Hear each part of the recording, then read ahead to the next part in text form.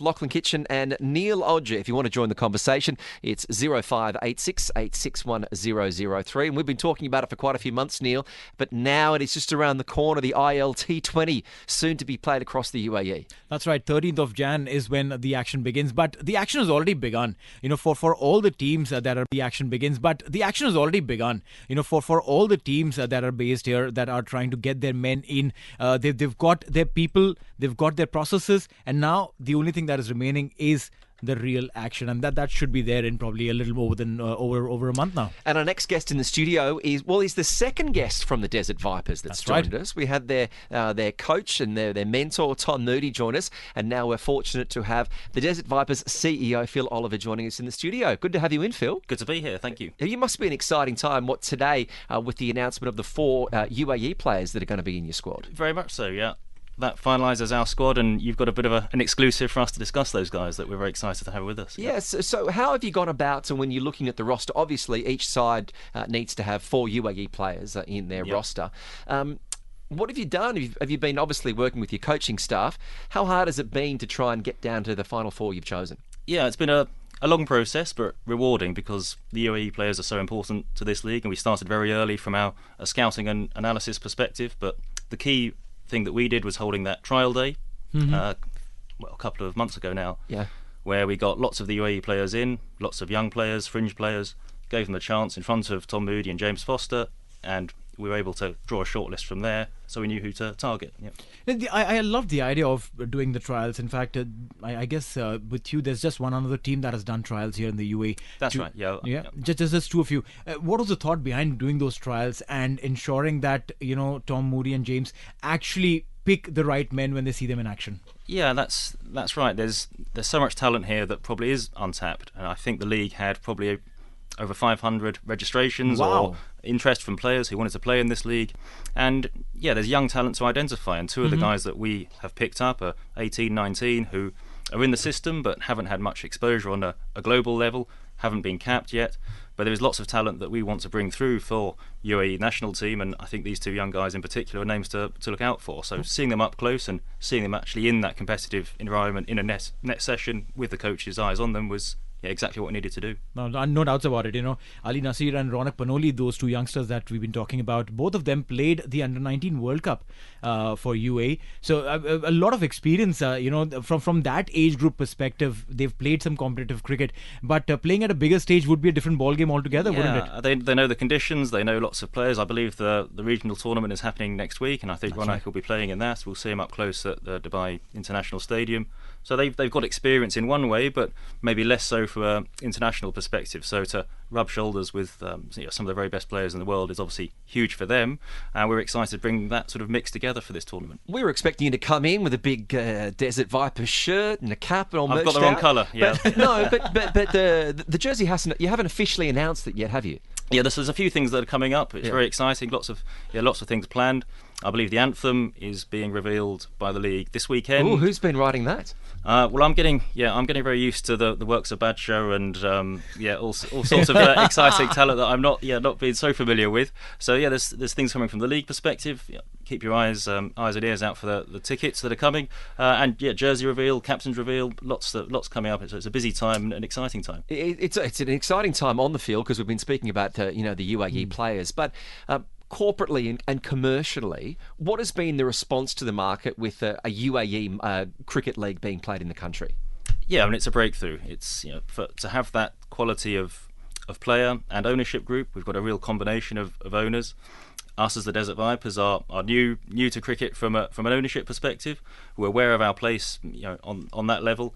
And to be able to bring that to UAE and develop the players, as I say, next to international players, is a huge opportunity for everyone involved. Has it brought, it probably obviously brings challenges, but what do you think are some of the benefits having an open-minded owners, given that they're new to cricket themselves? Yeah, but starting something from a blank sheet is great for a startup, effectively. Yeah. So lots of experience from the owners in other sports, but to lean on the experience of people like Tom, Director of Cricket, James Foster, Head Coach, and our coaching group from a wider perspective, and also the operation group that we've got here on the ground in Dubai. Lots of expertise coming in from India, and to add a fresh pair of eyes to that and do something brand new. And our outlook is very much we're the international team of the International League T20. Yeah.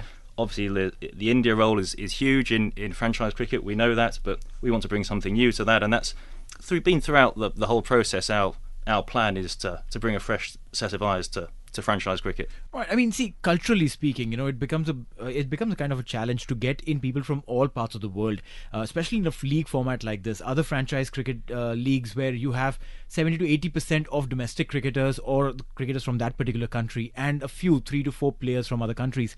Here, we have 80% of players coming in, and rather I'm talking about the 11 that will be playing, and thus the entire composition is such. How does it culturally impact the formation of the entire group? Yeah, it's a different dynamic, isn't it? And I think that's nice about this league, to have 9 international players, hence the name of the league, and it certainly lives up to the billing on that perspective.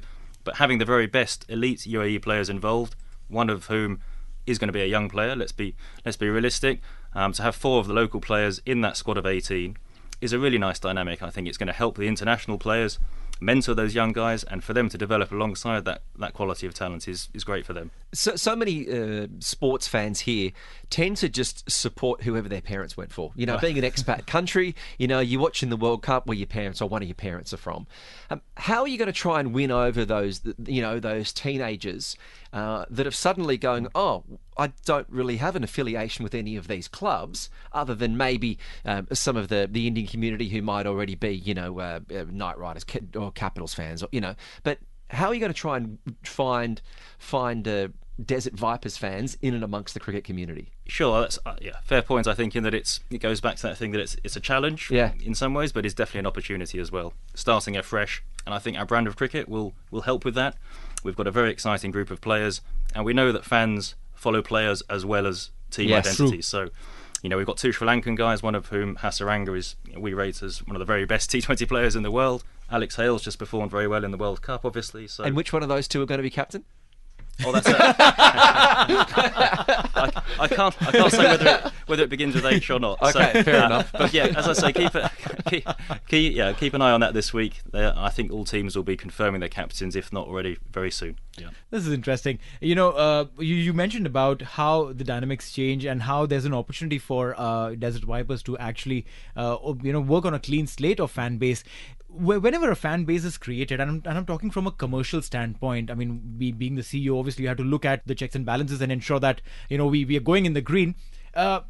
Fan base creation also means revenue generation in a certain way, and that will be a critical aspect, be it with the jerseys, be it with usage of social media, be it with doing other activations. What else can we expect apart from the game that's going to be played on the ground? Yeah, I think for us it's a long-term plan.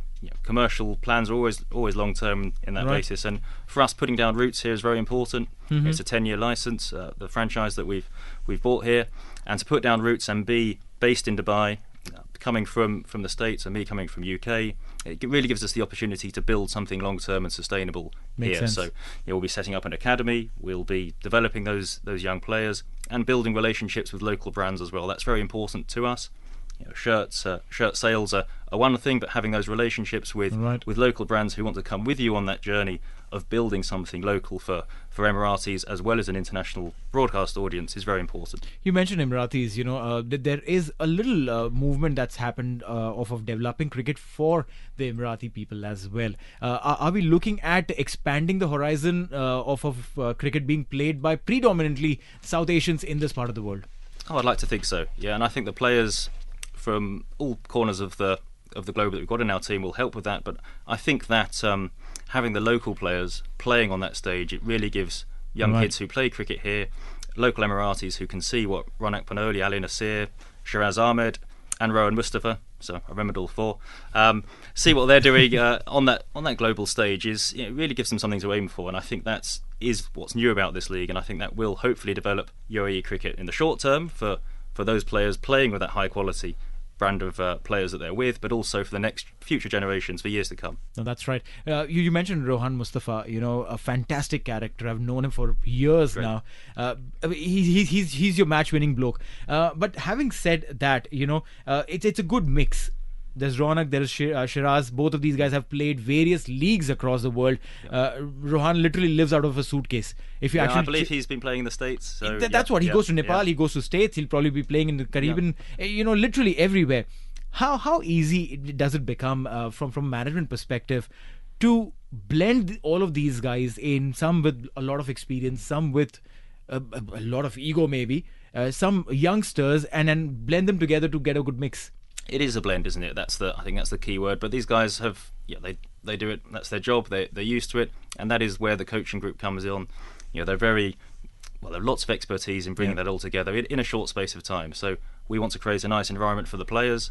So when we're staying at JA Resort up the coast, we'll make a nice environment for the guys to enjoy. But they're here to play, here to win, and they know that they're very professional. So they're not here for brunches. They're not going to enjoy themselves. They're at boat parties. That's Chris Gow's not in the side, so it's okay. Maybe management will do that on their behalf. Yes, good on you, Phil. We'll see. No, but we'll have some good fun as well with the players. But I know they're looking forward to coming together, and we've got a really nice mix of player from different cultures, and I think they will all learn something from each other. But they are used to, as you say, the suitcase element, and we'll make sure that they hit the ground running. Well, I'm looking forward to it. I think this is for the world of T20 cricket. This is really starting something new, given that you're having so many international players in the one side.